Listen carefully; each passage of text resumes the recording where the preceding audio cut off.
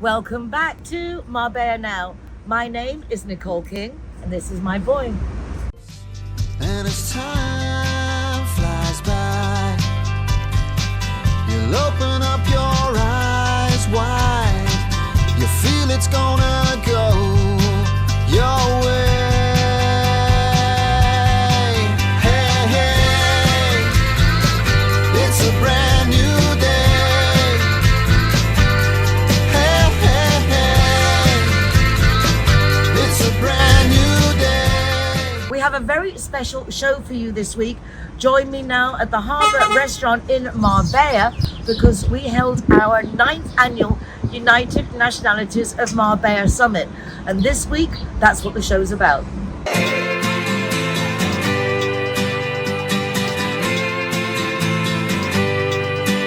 Hey, hey, it's a brand new day.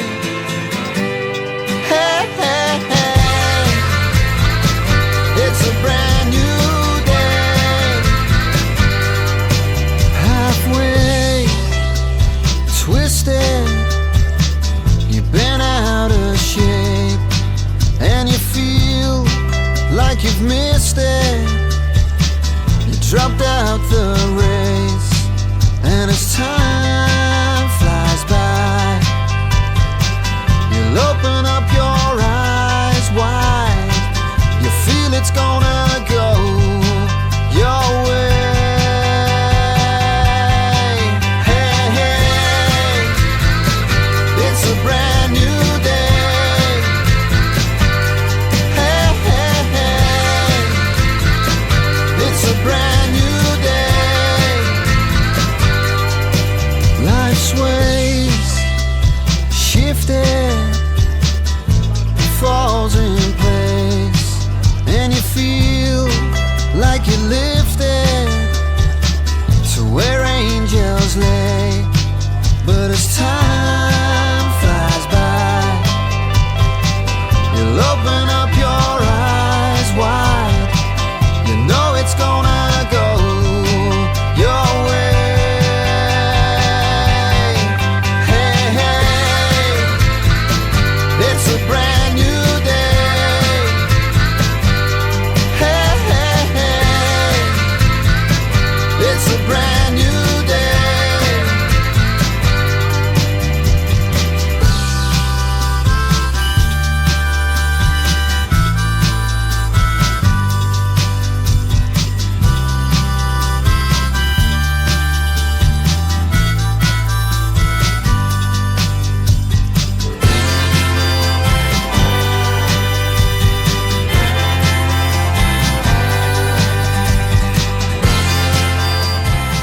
I'm delighted that so many relevant people are here.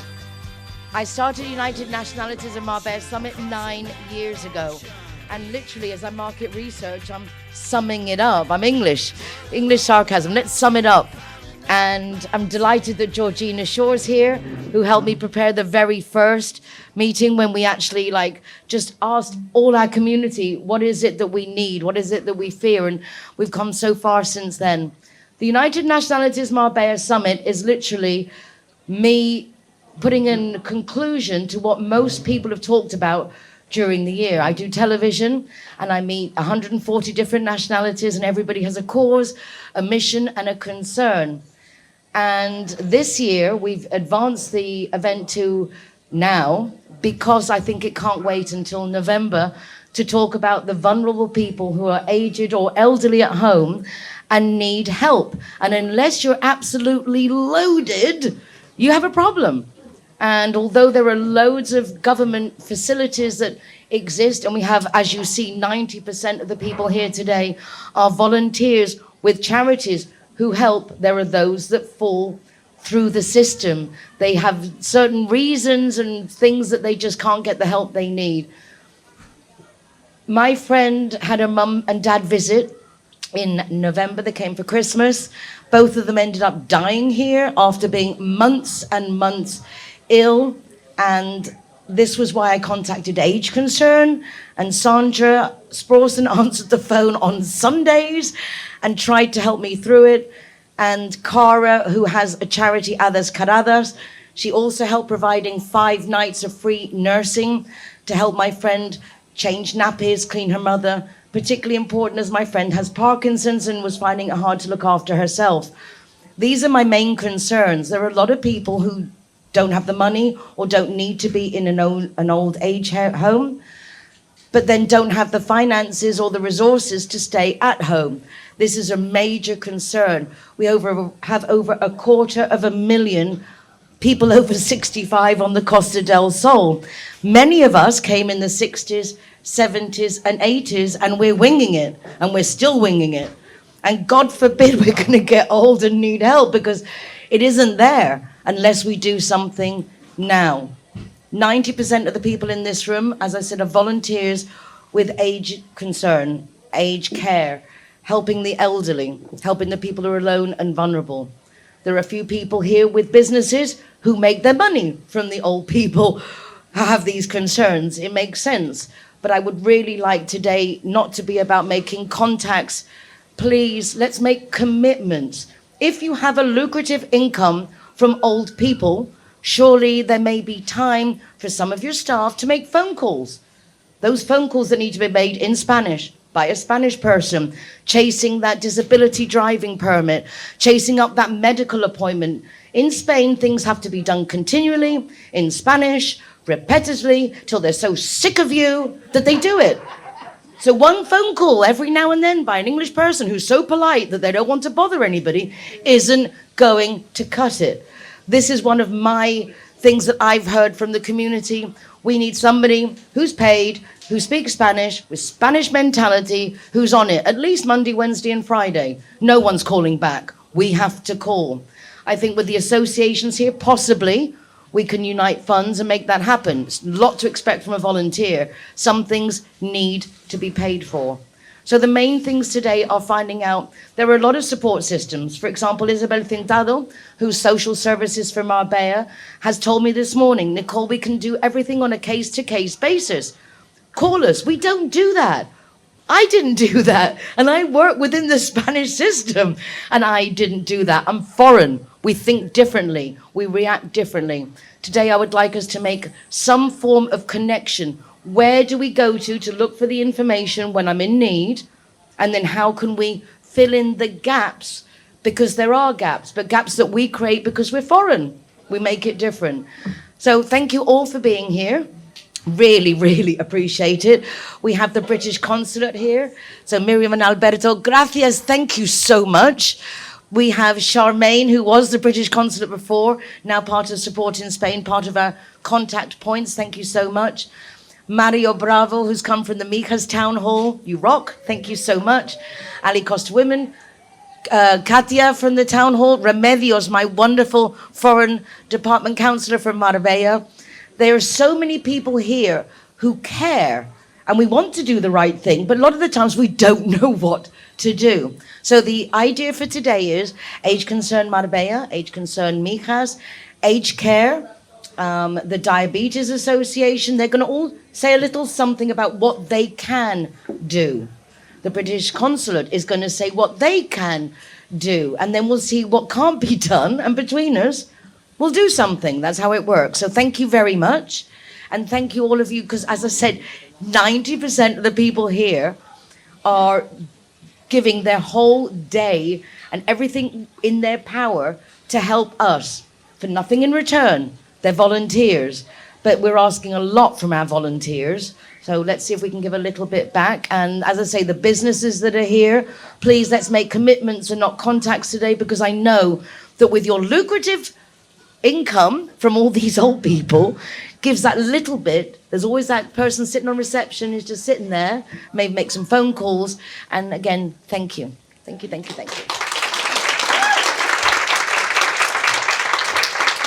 So to start off things, just to give a quick rundown, because if I forget, you'll know. I think if we start with Remedios from Marbella, then Mario from Mijas, and then our lovely British Consulate, and then we'll start with the Age Concern Mijas, Age Concern Marbella, Age Care, and then the Diabetes Association, and then the British Consulate. Again, we'll just have heard everything we've said, and be able to do a little summary. And if any of you want to say something and I haven't included, just put your hand up. Natalie will run round and we will make sure you're on the list. So it's like 5 minutes each, we won't bore you.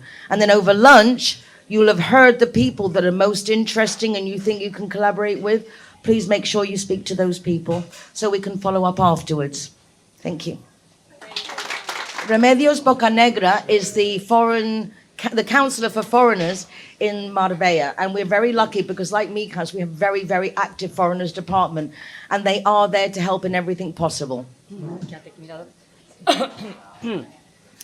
Bueno, buenos días a todos. Yo sé que muchos de vosotros entendéis español, por lo tanto me voy a permitir en decir esas palabras en lengua castellana para poder explicar mejor la gran labor que Nicole lleva a cabo ya durante muchísimos años, pero es verdad que esta nueva edición, la 9ª ya, volcada siempre en ayudar a los colectivos y personas en situación de mayor vulnerabilidad, para mí especialmente pues me llama más la atención porque entiendo que las personas, por suerte, cada vez vivimos más años y por lo tanto esa calidad de vida, ese bienestar, esa atención en todos los ámbitos, no solamente en el ámbito de salud, en el ámbito social, también en el acompañamiento, porque en Marbella y la Costa del Sol es un lugar ideal para vivir. Estamos viendo cómo la población en general, extranjera principalmente, está eligiendo nuestro destino para vivir, para retirarse y para jubilarse.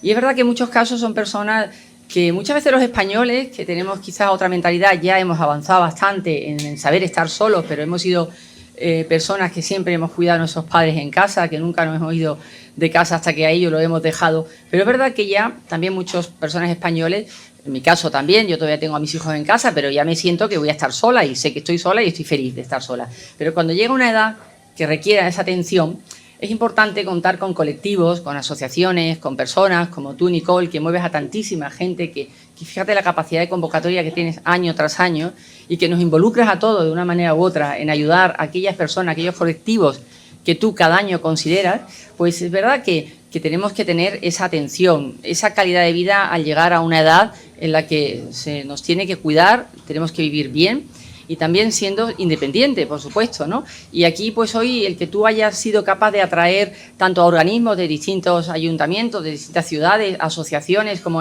Consul, que tan buenísima labor llevan ya a cabo desde hace varios años, que se volcaron durante la pandemia, que trabajamos codo a codo con ellos, atendiendo a esas personas mayores que no tenían la posibilidad de salir a la calle, de visitar al médico, de ir a la compra, y que sí hicieron esa labor de mano de voluntarios más jóvenes, que teníamos la posibilidad de salir y no contagiarnos y sobre todo que no fuera un riesgo para nuestra salud. Pues colectivos como ellos, como digo, asociaciones como ellas, desde luego es de agradecer y es muy importante que aunemos esa fuerza, que aunemos nuestras posturas, lo que cada uno hace en su localidad, en su ayuntamiento, en su asociación, para que de verdad demos una calidad de vida a estas personas cuando llegan a una edad que lo que requieren es información, atención y que se les tenga en cuenta. Nosotros, me voy a extender un pelín y ya acabo, desde el ayuntamiento y desde mi área concretamente, hemos visto cómo en los últimos años la población extranjera ha aumentado de manera exponencial.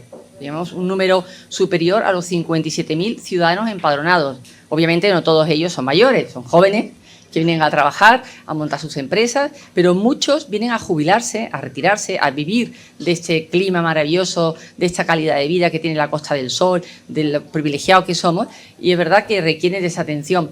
Pues bien, desde tanto la delegación, por supuesto, de Asuntos Sociales, que es el área, como Nicole acaba de decir, con mi compañera Isabel Cintado al frente de esta delegación, también desde la Delegación de Extranjero, desde asociaciones como Marbella Voluntaria o como Consul, que acabo de nombrar, atendemos de manera colectiva o individual en muchos casos, porque es verdad que los extranjeros tienen el hándicap de que muchos o bien no son residentes o no están empadronados y por lo tanto no se puede atender de manera colectiva, pero sí caso por caso vemos desde la delegación cualquier necesidad que tengáis, tanto para las personas mayores, para las asociaciones, porque como digo, trabajamos mucho con ellos, o de manera individual estamos a vuestra disposición en el ayuntamiento, en el área de asuntos sociales y en el área de extranjería para todo aquello que necesitéis. Y a ti, Nicole, una vez más, darte la enhorabuena, que sigas muchos años más así, que ha sido capaz de aunar gente de todas las ciudades de la Costa del Sol, pero nosotros tenemos la suerte de tenerte en Marbella. Ellos no.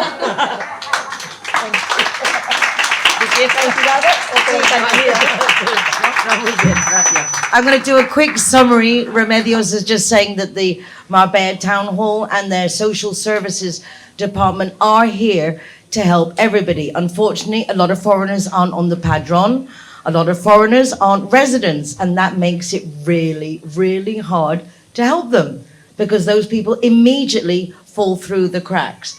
But Remedios is really grateful that so many associations are here. She's recognizing that Age Concern, Age Care, all these different associations really do help the foreigners, and that is what they want to do. So please, if you do need help, obviously we do need to now also include speaking to our town halls, because Mijas, like Marbella, has a very, very active social services department and foreigners department. So we need to remember that we're in Spain, and actually they are willing to help us, which is wonderful.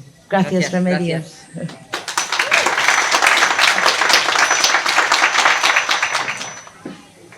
Mario Bravo is the councillor for Mijas, but he could also be the councillor for social services, foreigners department, and anything else.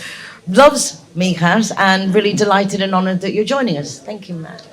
Thank you, Nicole. I will speak in English. I feel very sorry for Nicole having had to call so many times to get attention. Thanks God she said she was living in Marbella and not in Mijas. I am the Consular of the Foreign Department in Mijas. I was from 2011 to 2016, and I am back. Our target is to put people inside the system, and there is only one word to describe that job, that is empadronamiento. If you are not empadronado, you qualify as a tourist. And as a tourist, we are very grateful for having chosen this area for holidays, but that's all. We don't consider you part of our family. And if you want to be part of our family and you want to be cared and attended, you should register as empadronado. I will tell you a story. You may have heard about Margaret Mead, an anthropologist. She was once asked, when did the civilization started? Whether it was because of the fire, whether it was when they discovered the wheel or something else, and she said no. Civilization started when someone broke his leg, and those around him stayed there for several weeks until that person got cured, could walk again, and could work for his food. Without that care, that person wouldn't have lasted more than a few hours living in the ground. Civilization starts with C, of care. If we take care of each other, we will be better, we will survive. The problem here is that this area has grown so much that the original care structure, which is the family, is no longer valid.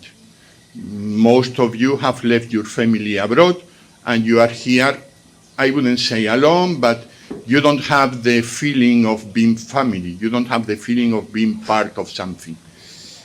We can only offer you something official, which is be part of the family of your municipality, register yourself in the padron. That is not only a signature on a piece of paper, that is a petition of help, of solidarity, that is becoming part of the family.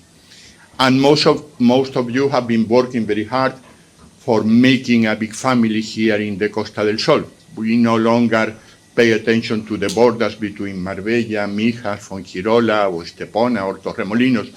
We all should be working as a family and taking care of each other. And that should be the conclusion of today. No matter what we all wish, the final goal is to behave as family and take care one of another. The unwanted or not chosen loneliness, which is the logo or the item chosen for today's meeting, is something that we all may go through along our lives. I still remember when I was leaving my telephone on when I went to bed, just in case my daughters would phone me. Now I leave my telephone connected just in case I need to ask for help. We all go through different stages in life. So only if you have been willing to help, you deserve to be helped later. So now that we all can help, let's do that, because that will mean that we will get help whenever we need it. And that is the best I could say today. I love it. So thank you very much. Thank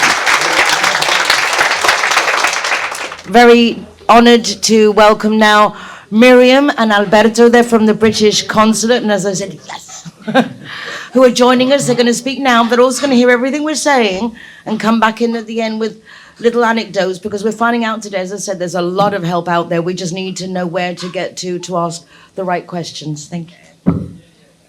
Thank you so much, Nicole.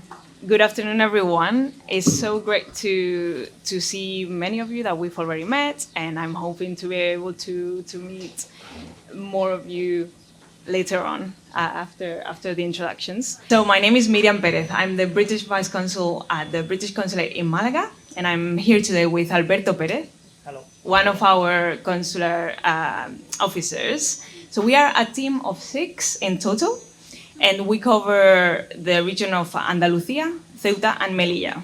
And we are part of a wider British Consular Services network in Spain, which comprises of 8 consulates in total. The vast majority of our time at work, we spend assisting people, providing assistance to British people who find themselves in distress.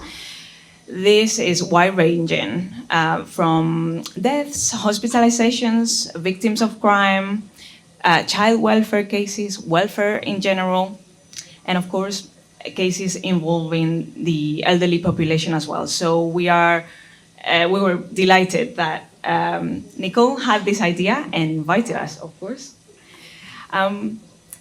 We do not provide the services ourselves, so our role is signposting and providing information and guiding British people get in touch with those parties, whether they are Spanish authorities or whether they are organizations like yours that are absolutely invaluable, who can actually provide those services for them.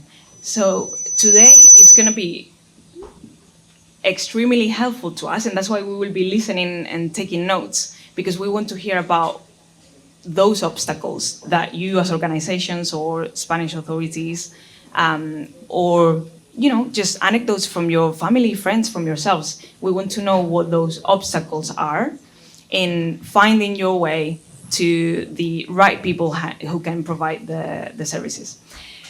We also spend time working on prevention activities as well as crisis preparedness and management.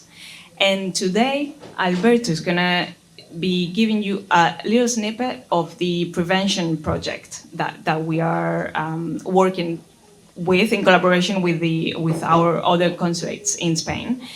This year we have 3 prevention priorities. Those are youth tourism and safety, rape and sexual assault, and the over 60 population.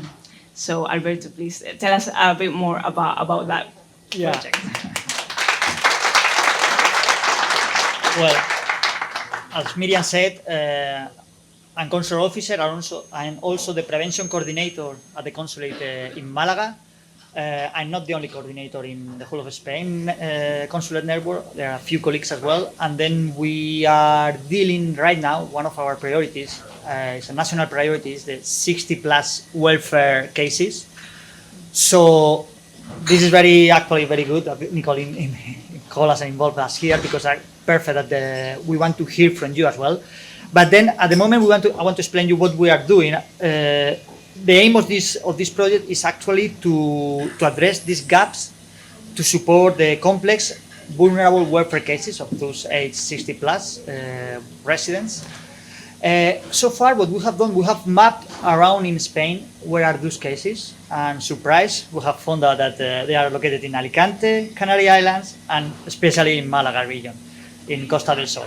So one of our ideas as well was to see a similar trend, to spot trends on those cases. But actually, surprisingly, we haven't found out that there are like commonalities. I mean, there are things that are happening always in these cases, like for instance, like I don't know, lack of financial support, language barrier, difficult bureaucracy, medical conditions. They are all involved. Not in all the cases, but we wanted to see whether there was one outstanding common thing in this case.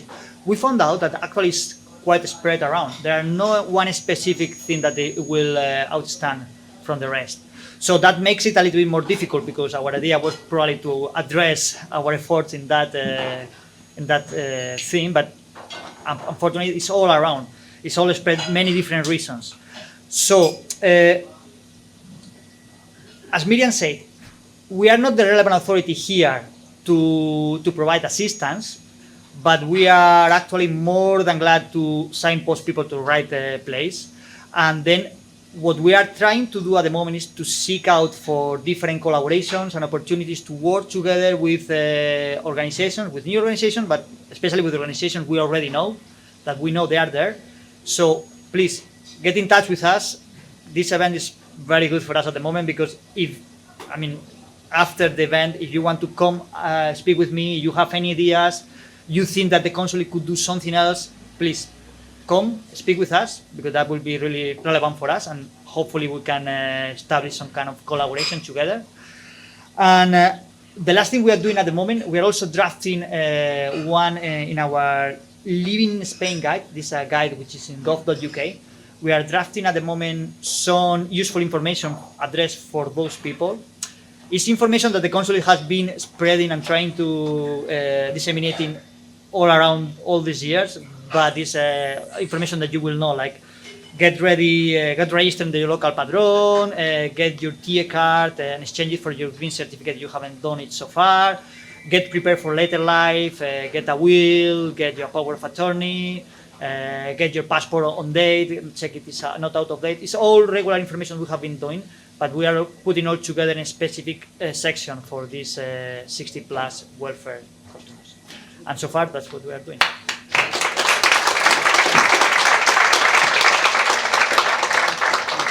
Derek Langley in the house. And every single year, he comes to my event and supports me, and I'm just so very grateful. The British Chamber of Commerce is a great association to belong to, very connective, very collaborative, very inclusive, and I'm very grateful, Derek, that you're here again. Thank you. At least I'm short, I don't need to raise the microphone. We're perfectly matched. Perfectly matched. Good morning, everybody. Thank you for inviting me again over the years. The British Chamber of Commerce in Spain has been here for over 100 years. In Spain, we have 5 offices and over 300 member companies and some 6,000 members, so it's a big organisation. This today is very dear to my heart. I'm glad that all these charities are present, 90% of charities here today, which reflects what we do in the UK. But in other parts of Spain, so I've found out, it's not as active. The Costa del Sol, Malaga province is extremely active with charitable organisations, and that's what makes this work. For me, this region has a number of characteristics. For foreigners, there are a lot of people here still living on their own, including me, in the campo as well, and it's very difficult to get assistance if you don't speak Spanish and you don't know where to go. And there's a plethora of organisations here that are there to help you. And Nicole's initiative here is extremely important for everybody.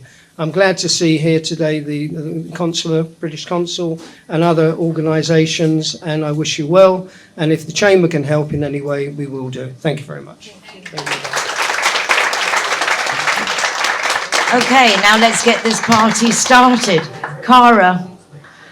I don't know if any of you remember Cara from the Boardwalk restaurant in Marbella, or from her Christmas collections for the children, or for feeding thousands during COVID and lockdown and at Christmas. Cara is one of the quietest associations, although she's kind of loud in herself. She's the quietest association on the coast. Everyone's heard all the charities, but I don't know how many of you actually heard of Others Caradas. Cara does everything. A few years ago, actually 2020 in lockdown, my first event here at the harbour was lockdown. We couldn't do any events, but through a charity that I know through Cara with the orphans in Malaga, they contacted me because of COVID, they took the funding that helped them get rehoused afterwards was taken. And we suddenly had 5 children turning 18 going to be on the streets in Malaga. The association contacted me, I contacted Cara. We put down through Cara's events that she just had a deposit on an apartment in San Pedro. The kids turned 18, we put them in the apartment, we got them jobs, and that was 2020. There are now 5 apartments in San Pedro. This woman hasn't stopped. When my friend's mother and father were ill, I phoned everybody. Again, a lot of age concern going on there. I phoned the British Consul as I was talking to Miriam anyway. What do I do? How do I help these people? And Cara, when I told her how Noelle was suffering with Parkinson's, changing her mum's nappy, dabbing her lips up all night, Cara sent a nurse for 5 nights for free. That's like 700 euros of service for free from her charity. And I don't think people know Cara has a charity that does that, but it needs to be on the list because age concern, aged care, diabetes, you name the charity that's going on here, all of them are going to end up needing a nurse to go to the house. And if you don't have the money, what do? This is a major issue, and this is one of the main things I want to see how we can cover, that there is some kind of contribution to the system. For example, the companies that live off the silver market, well, maybe they could put a little side of contribution. Every person comes in donating a little bit to a charity that gives nursing for free. I had a gentleman message me the other day, and he said, if you don't call me back immediately, I'm going to do something that you're going to regret I did. Of course, I rang him back, and he said he wanted to kill his mum. And I know it sounds weird, but I actually kind of get where he's coming from. He's a normal bloke who's, say, 50-something years old. He's still trying to get his own life into shape, and he's not doing a great job. And he's now looking after a mother he can't afford to have in an aged care home.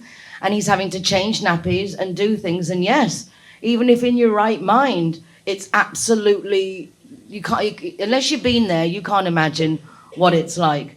So I get where he's coming from. I don't agree with him, and I don't think that is the right course of action. I suggested that he contact many people, one, being someone for his own mental health. He's obviously not coping well, and it's understandable. There are a lot of challenges. Cara faces them. Cara is a qualified nurse.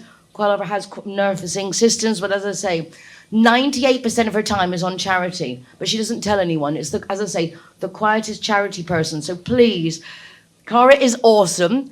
The reason we're doing this event is because after she helped me find the nurse and do this and all the other, and I said, thank you, Cara. And she said, you just got no idea how bad it is. Tell us how bad it is. Thank you. Well, half of what I've written here I don't need to say now because Nicole said it for me. So if you look inside your booklets today, what you'll see is a leaflet which is adopt an elderly person. This is an initiative that we've been doing for Association Mijas Town, my charity, since about a year now. What we noticed, I have a care agency, which is the Care Fairies, which is the other flyer that you'll see in your booklet. Goodness me, sorry. What we noticed when I started to become a geriatric specialist, when I became a carer in different agencies here, I was really disturbed the lack of care that there is in our care industry. I was really disturbed by the lack of care there is within the care agencies here. It's very transactional. If somebody needs help and they're not paying, they don't get it. If somebody has a carer that doesn't turn up because they're poorly and they can't send another carer, they don't go themselves. That person is left. And it upset me massively what I would see on a daily basis. I started going to different care homes to see how the people are treated there. And when I say it's disturbing, it is beyond disturbing. It was something that for years and years of working with children that are abused and in care homes and in orphanages, I've seen a lot. But what I've witnessed myself in these care homes is far, far beyond anything I've seen before. And that's in 20 years of doing volunteer work and having my charity. More disturbing than anything is the cases with dementia. What you'll see statistically is that somebody that goes into a care home that doesn't get visits, that is really on the end of the spectrum with dementia, they usually live under a year. One of my patients was sent to a care home, I won't name them, but I started visiting when the family stopped paying. And a lot of the family do this, I will say. A lot of family, when someone gets dementia, they say, you know, let us know when they're gone, basically. But what people don't realise is just because they have dementia and they don't remember you on every visit, they remember the feeling of love and they remember the feeling of care. And they deserve respect and love in their last days. And I can tell you genuinely that 90% of them don't have that. When we go to care homes, we see a few people getting visited, but most of the people there aren't being visited. And, sorry.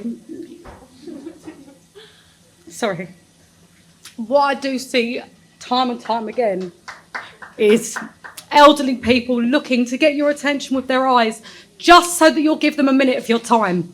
It is heartbreaking. In every care home, there is at least a dozen people like this, and it's heartbreaking. And all they need is someone to go maybe once a week, spend an hour with them, play a game with them, take a walk, talk to them. That's all they need. They need that feeling of love. So I ask you, please, you have the details to my charity. Please, please get in touch with us. We do have to do checks on you, and I know it's annoying. But it's the difference of someone feeling love in their last days. It's the difference of someone that hasn't had anything. You know, these care homes, they can be awful, but there are also a lot of caring people in there. You know, you have, in every spectrum, you have good and you have bad. In every restaurant, you have a good waiter that cares and you have a bad one. It's the same in a care home. Some are there for the wage, some are there because they love the job. But what you'll see in every single care home is there isn't enough time to give the people what they need. We need volunteers. When we go, most of my job, as Nicole said, I own a care agency, and yet so many people I go to, they can't afford care. We don't leave them. We send someone from our charity to be with them. And we need you to support us. We need people that are going to come and visit people in care homes. We need people that are going to go and help people when they come out of hospital and they have no one to be with them. And we need funds, because if we don't get funds, we can't continue to do what we do. Age Concern, I just want to give a big shout out to Tracy and Caroline in Age Concern. They do an amazing, amazing job. But most of their time is taken up filling in forms and chasing them up, instead of being with the people that need them. And those girls' hearts are so big, they can give so much more than they are, but instead they're chasing forms. And we need your help, because without you, these people are falling to the wayside. Thank you very much for your time. I think there is, again, either we pull funds from the charities to have somebody who can do the administrative work, or the businesses that make money from these people give certain amount of time from their employees who can do the administrative work, so the people who are carers can actually give the care. We've just talked about Tracy and Caroline from Age Concern Mijas, which is Cara's area up there. So should we start with Age Concern Mijas to come and let us know what they do, and then also how we can help them, and then we'll go on to Age Concern Marbella. Everyone has their turn. I have to take my glasses off. So, good morning, everybody. It's wonderful that we can all meet together to discuss the issues that we have regarding the care for the older person on the Costa del Sol. So my name is, I'm Tracy Scase, and I'm the welfare leader for Age Concern on the Mijas, Fuengirola and Benalmádena. I'm supported here today by my colleagues, Caroline, who is the welfare leader for the Mijas group, I have Carol Mays, who's here from the Benalmádena group, and Sue Pithouse, who's from our Fuengirola group. We're a non-profit registered charity, and our office is based in Fuengirola. Currently we have no paid employees. We're all volunteers. And the charity was formed this branch of the charity was formed about 11 years ago by our President Linda, who can't be here today, who recognised a need for local area, serving the mostly British-speaking expats community. We've got approximately 150 registered members within this area, and we do serve up into the Mijas Pueblo area as well, but we at this moment we don't have an active current drop-in group. So our main demographics is British expats, but we do serve other nationalities, including the Spanish, and I have the welfare helpline telephone number, and increasingly every week I'm getting Spanish residents contacting me, Spanish nationalities that are contacting me for support, because even the Spanish are not able to access the services that are available for them. So we generate funds by bequests, donations and sales through our Fuengirola shop. But one of the most important things that we need to remember is that the people that we're serving, yes, we do have a huge tourist population, and yes, we still do have a lot of people that are still living under the radar. They're not on the padron. They're not don't have residences, but majority, and a huge majority, are actually people that own property over here. That they pay their taxes, they are on the padrons, and they also have they spend their income here, and they have reciprocal healthcare that is provided by their home country, and we're neglecting them. So the ethos behind Age Concern is that we're completely non-judgmental, and we support the older person living in Spain, whether it's just a social drop-in facility, exercise class. We do have a home from hospital facility where hopefully we try to preempt things if possible. So if somebody's going in for a cold surgery, we can ask one of our registered agencies that we use will go in and do a health and mobility assessment before they go in, visit them in hospital, and then we fund care for them when they go home. We also have a loan service of some medical equipment, including walkers, wheelchairs, beds, etc.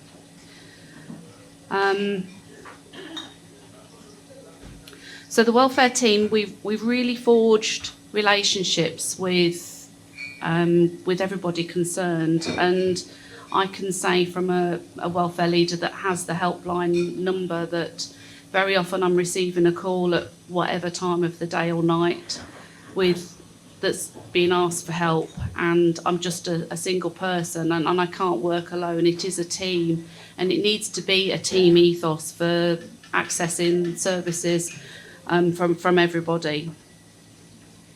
We work really hard with both in primary and in secondary care, with the social services, with the consulate, and with our town hall foreigners departments. But the demand for need far outweighs what is available and what is provided. And as welfare leaders, we're frustrated. We've got an awful lot of knowledge, and we genuinely care, but we're just one person, and the length of time that it takes for that one person to access any care service and going through the bureaucracy, it's the bureaucracy that is really difficult. So I just put a few examples of some of the issues. Is the length of time getting a social services referral. People will say to us, you can get a social service referral next week that somebody needs care. Sometimes it takes years. Negotiating, getting a disability parking permit. At the moment, we've got one member who's waited over 3 years to get her parking permit. Majority of people die before they receive care or parking permits. Inappropriate discharges from hospital. I'm getting calls on a sometimes bi-weekly basis where people are being sent home from hospital on their own. 2 in the morning in taxis? Yep, 2 o'clock in the morning in a taxi, plonked in a chair, totally incontinent, nobody at home.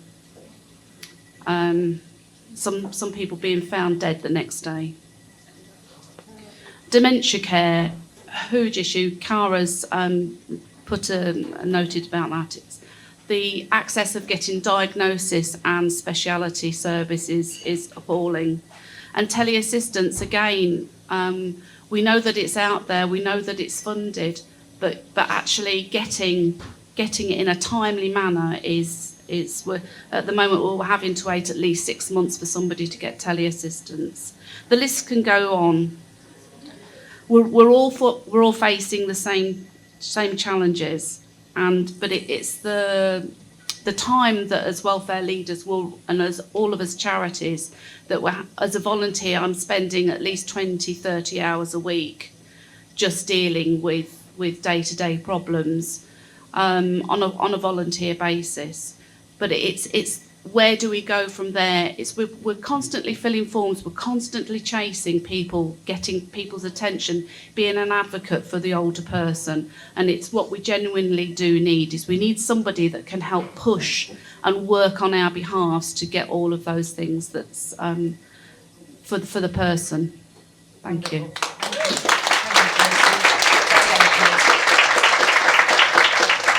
Age concerned Mijas, Fuengirola, Benalmádena, and now homegrown. Carol Warnoth and Sandra Sforson are from Age Concerned Marbella.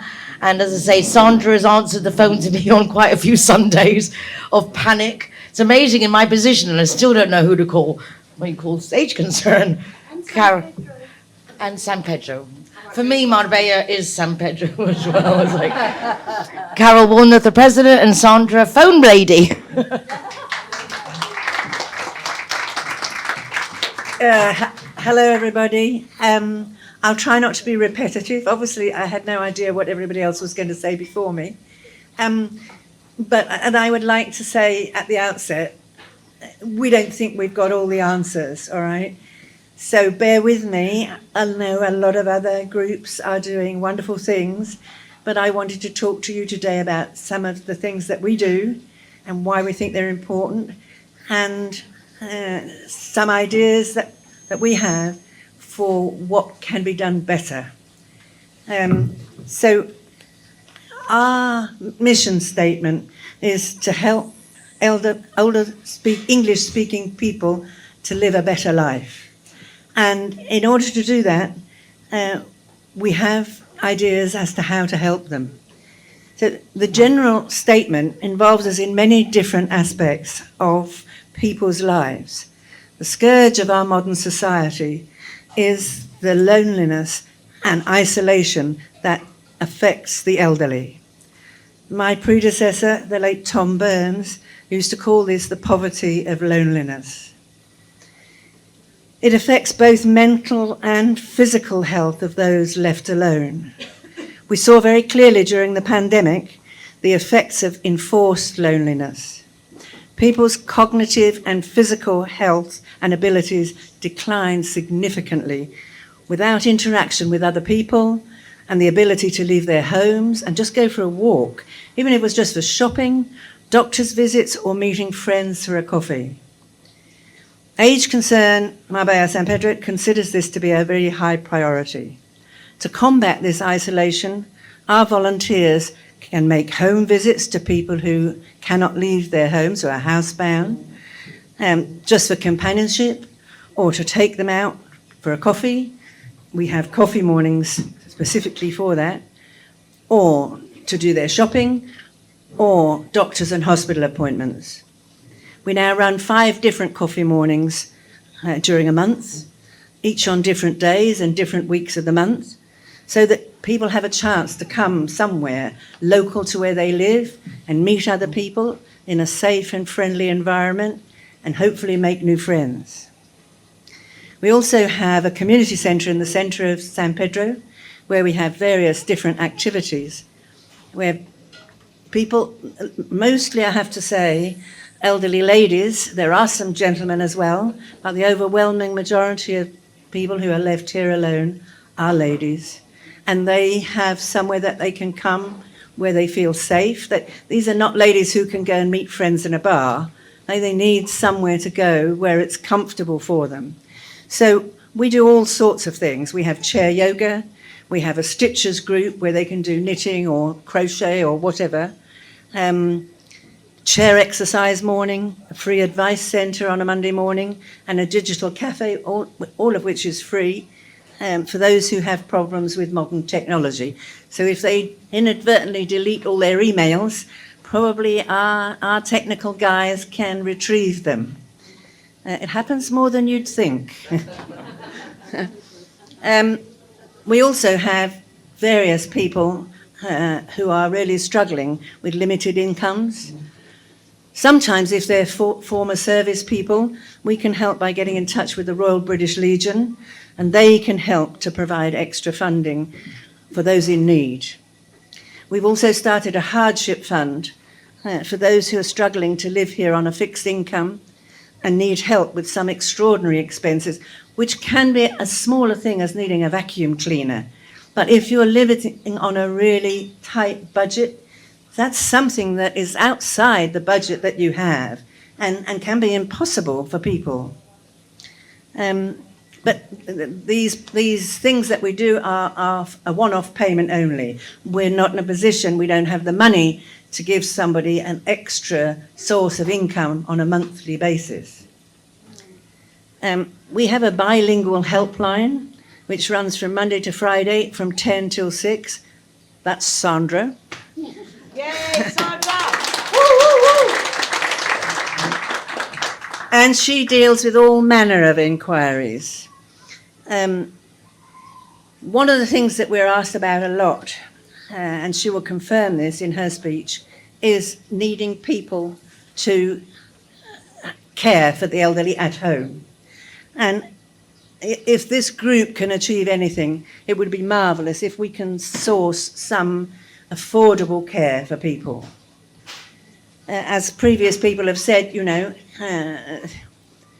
it's an expensive thing to do, but it's very necessary. And a lot of people want to stay in their own home for as long as possible.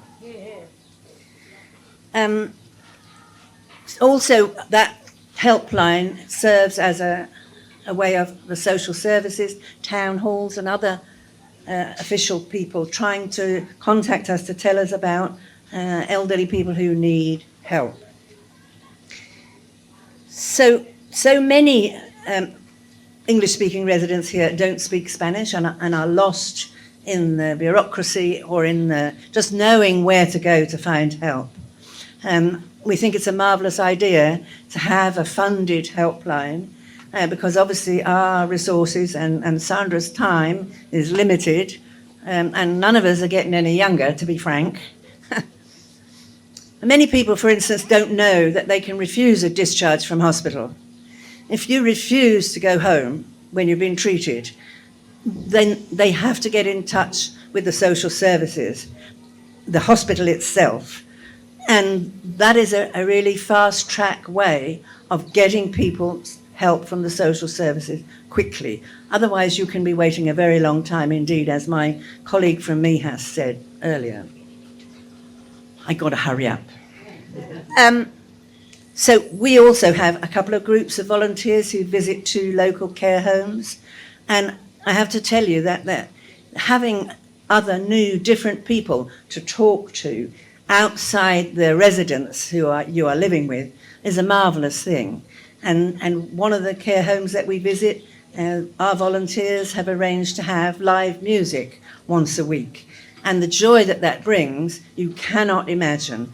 It's so many little things that make a big difference to people's lives. One of the things that we also need, as I discussed with Nicole before when we met, we need some kind of affordable care homes, because the good ones that we know, that we visit, that are international homes with English-speaking staff by and large, are very expensive. I won't be going to one when the time comes. And if there is a building in Marbella, like the Sisu Hotel, for example, which is a complete eyesore, which could be bought for the good of the elderly people here and transformed into something marvellous, it would be fantastic. The disabled parking has already been mentioned, and that's a huge problem, because even though the Junta de Andalucía has now tried to speed the process up, the bit that they've sped up is getting the badge after you've been assessed. But the real delay is getting the assessment, and people are waiting at least 2 years to have an assessment, and a lot of them die. Okay, we really have to finish now, girl. One thing I want to mention, because we have a representative here from Mijas, and I hope very much that you'll talk to Remedios while you're here from Marbella. They have a system called APIMEX, or APMEX, depending on, it's the acronym, and it's made up of the Foreigners Office. The working group has the Departments of Foreigners and Social Inclusion, Aged Care, the Red Cross, the British Benevolent Fund, Age Concern, the Cala Lions Club, the British Legion, and Mijas Local Police. And they meet on a quarterly basis. And I think it would be just simply marvellous if we could set something similar up in Marbella. Why not? Thank you all very much.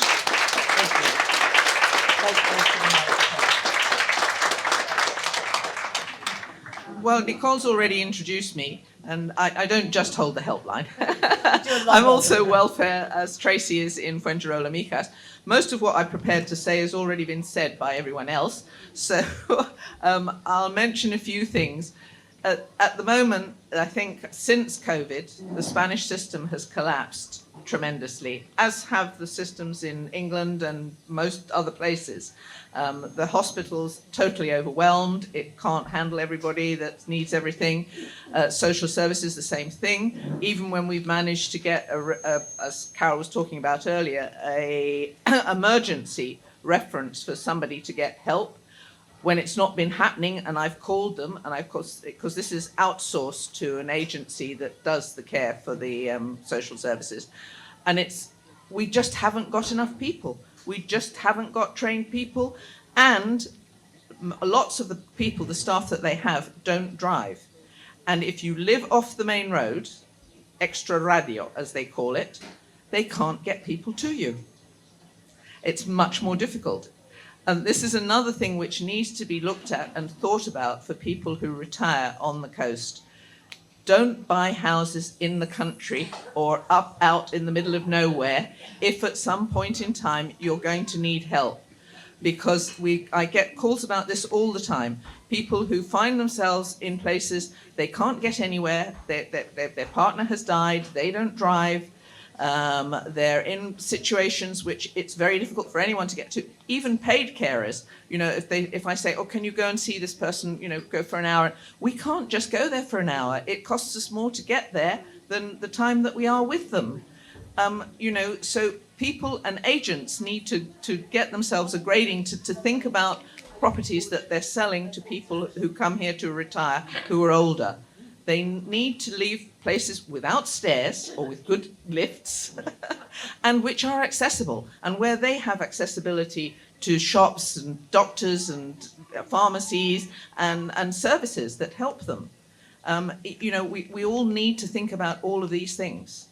I've been here for over 40 years, so I was quite a lot younger when I came here. But I moved a few years ago because where I lived was totally unsuitable. as a person who's also lost their husband and living on their own, I needed to be somewhere. And fortunately, I could afford to do so. But a lot of people can't. A lot of people get stuck in situations then that the property they've got to sell is worth an awful lot less than what they're going to have to pay to live somewhere else. So, you know, it needs to be thought about earlier on. And the other problem that I've had with people who call us for help is we manage to get them help, and then they haven't wanted it because they don't speak English. Sandra, I can't have somebody come and help me who doesn't speak English. And I say, but you're living in Spain. You know, these people, they don't have to speak English. Sometimes they do. You know, there are more and more younger people all the time, like our representatives here from the consulate, who speak extremely good English. But the majority of people don't. And you have to handle that if you want to live here and you want to be in Spain.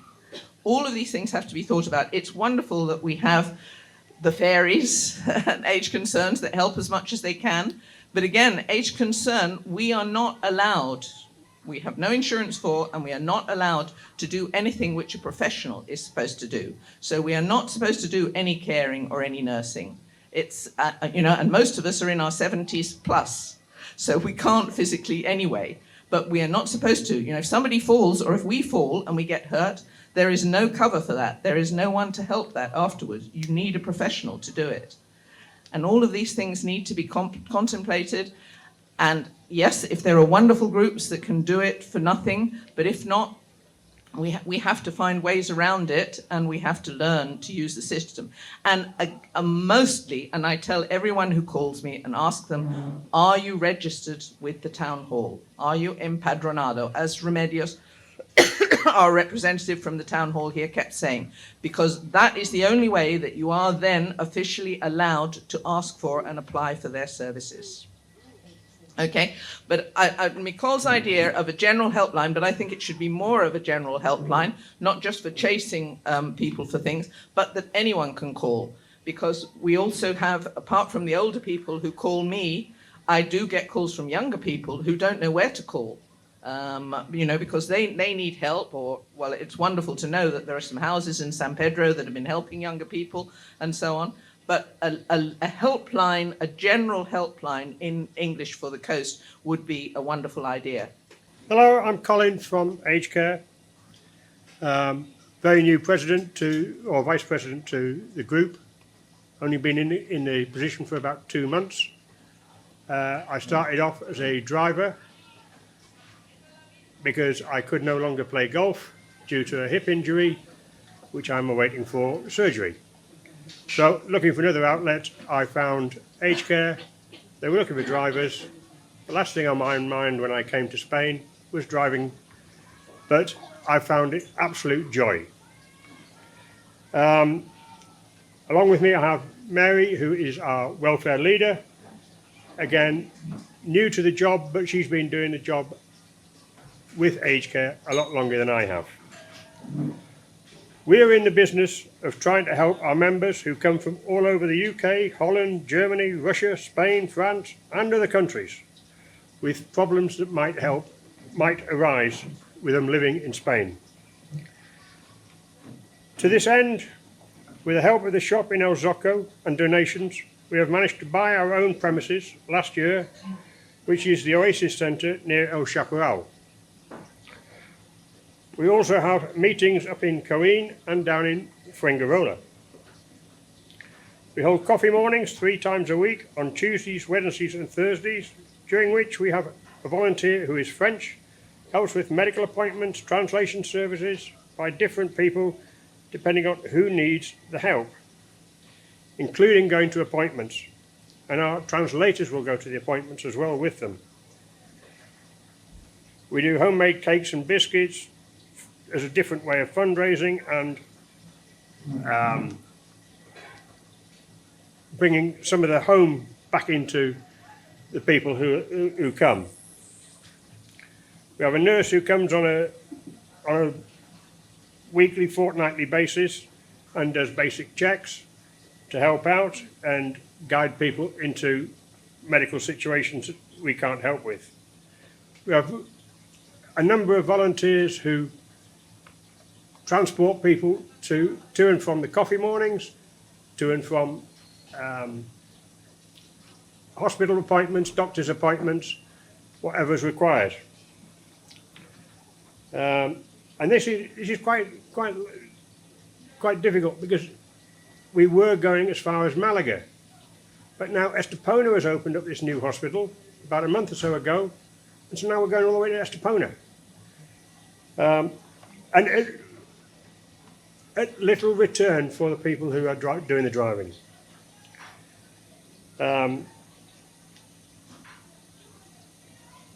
We've got all the people in the shop who work for us, trying to get the funds in. I've spent a little bit of time in there, not as much as I would like, but I've spent a little bit of time in there and seen just how hard it is to do that. I've never worked in a shop in my life. I don't even like shopping. And I will say one other thing. If anybody wants to pick me up while they're here in Spain, spend some time with somebody who has cancer.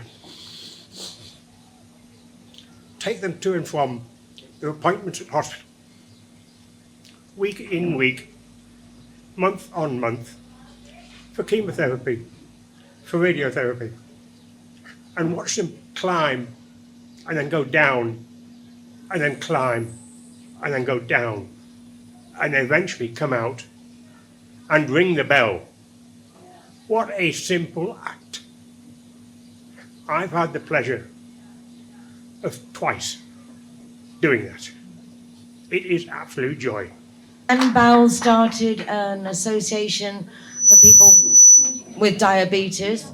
My dad was one of the strongest, most aggressively successful people I've ever met.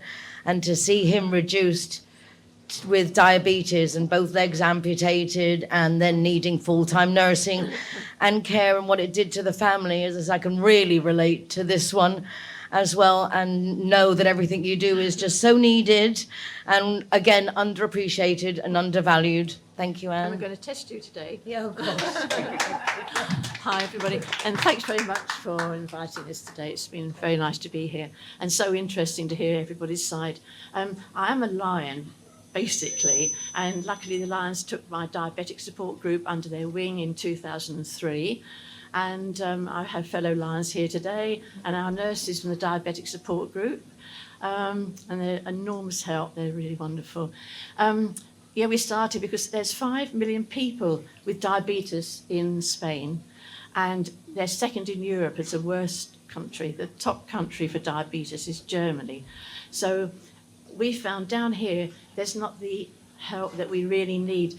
They go to the doctor and they say, you're diabetic, take these tablets, and there's no education. So we do try to give a lot of education, and our nurses are very knowledgeable, and if you have any questions today, they're willing to help you. They'll check your blood pressure if you're worried today. I know they've got the machines, and they might even test you for diabetes, especially you today. So what we do, we have 2 meetings a month in a restaurant in Cala, and we do the testing there, we give them education, and then 2 meetings a month we go to the Solidarity Market in Cala, which we really have to thank Maria Brava and Katja, wherever's Katja, for all the help they give us. They're so supportive, and this is a Solidarity Market for all the different clubs.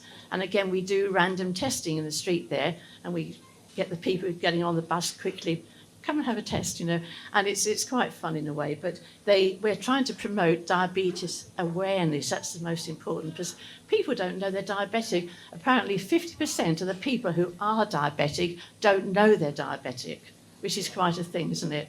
So as well as that, we also help with the Alzheimer's group. We are not doing that ourselves, but we have Sandy, one of our members, and they again have a big following. They have meetings and they have craft mornings, relaxation mornings. If you have, and also they'll help at home. They have home care, and as well as that, we have the Lions, which keeps us very busy, and they raise a lot of money. We give a lot of money to charity. We've got 3 shops. We care for a lot of people, And for example, Winston, she runs a wonderful day every year for children with cancer so that they can have a memory, a really lovely memory day. That's a great work you do, Winston.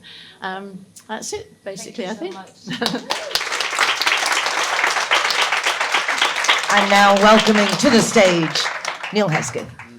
And I'm going to talk about Sport in Spain, which is this website project. Just before I do that, I want to just again, I know all of you want to thank the people here today. It's tremendous, always inspiring to hear people and what you do for communities. I'm not sure this is going to happen at any point in the next 5 minutes, so I want to take the opportunity on behalf of everyone to thank this person.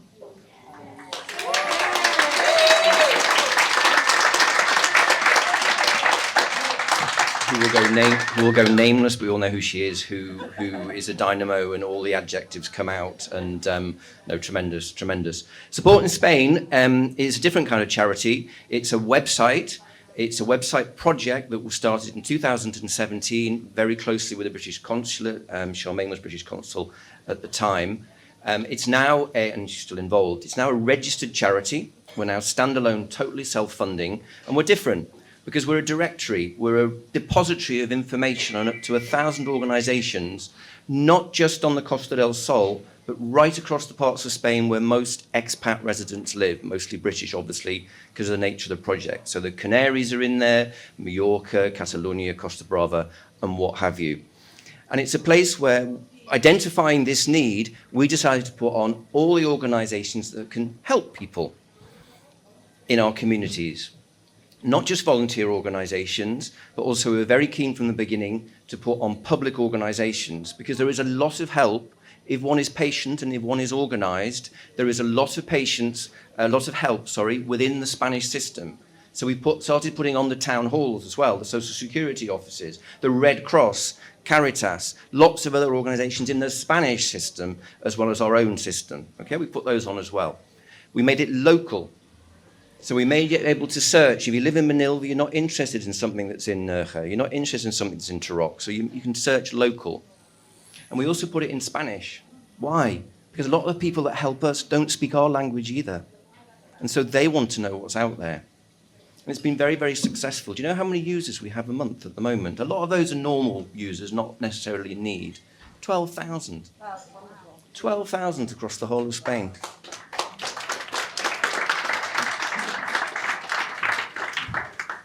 And it's not just about people in need, it's about people that help them. You live in Birmingham, you live in Aberdeen, if you live in Belfast, you live in Cardiff, you don't know your Mijases from your Manilvas, you don't know your Malagas from your Nerjas, you haven't a clue. And so it really helps those people back in home, those relatives that perhaps don't know where their relatives live, help them. And we also help the Spanish authorities as well, because particularly when there's early discharge, there's no bed blocking in Spain, don't expect it, you're out. Particularly when you're out of hospital, a lot of these social service people don't know where to go, and that's when they start getting in touch. There's a lot going on there. Learn the language. Form a friendship. Form a family. Your family's not here. You need to form your family. Brilliant idea about volunteering. Can't think it's better. Get on the Padron. Use the town hall services. Use these people. They're amazing. Okay? And together we'll do this. Okay? Thank you.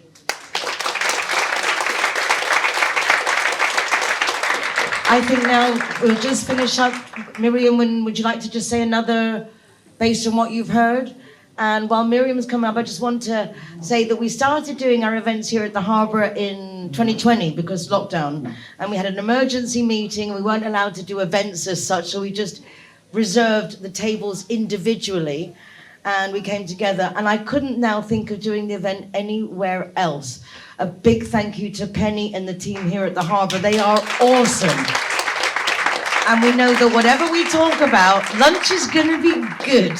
So that's really important. And also, I'd like to thank Linear Director. With this event, obviously some people I want to bring and invite, they need to be here. You can't expect everybody to come.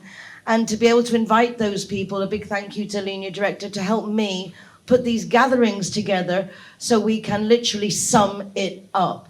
This is what needs to be done, and let's just see now how we can do it. Because of the timing, we won't do the half-an-hour interactive, but I think everybody, you have your ideas.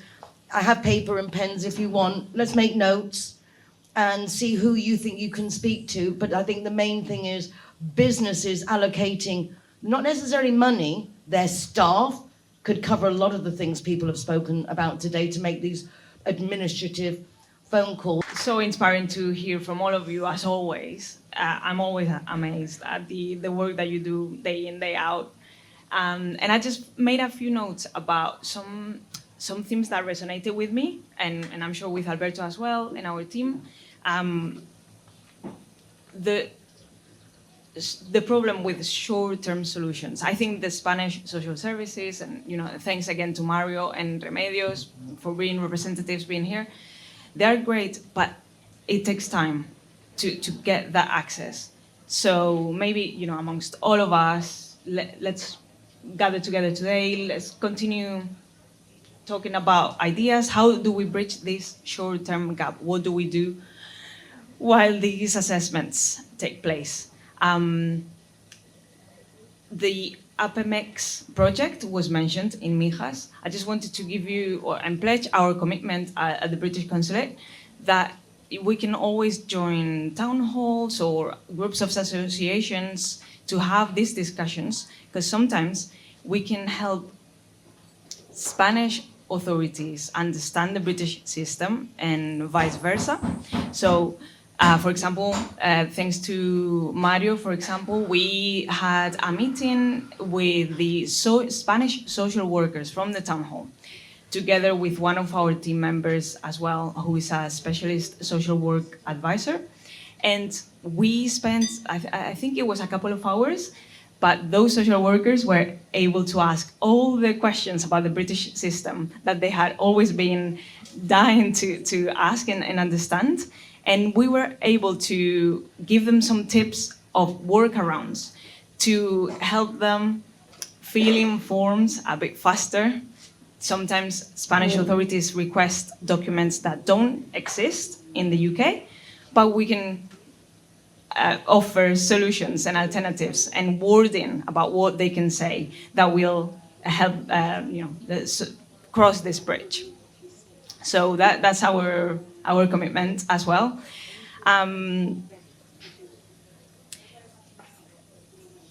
There was a theme as well going around about volunteers. I didn't really hear about Spanish volunteers. I think there is a huge network out there of younger Spanish people who have lived abroad. They've learned English and other languages. They've now come back to Spain. I think there is an opportunity there of connecting these young people. It's a win-win situation. They will get to practice their English. They will be providing a brilliant service to their communities, and maybe it's something that we can explore. And finally, I wanted to also thank Supporting Spain. You have forgotten to mention that not only do you help over 50s or over 60s, we use the Supporting Spain website for mainly, virtually every single assistance case that comes our way. We always signpost to Supporting Spain. So thank you so much to the Supporting Spain team.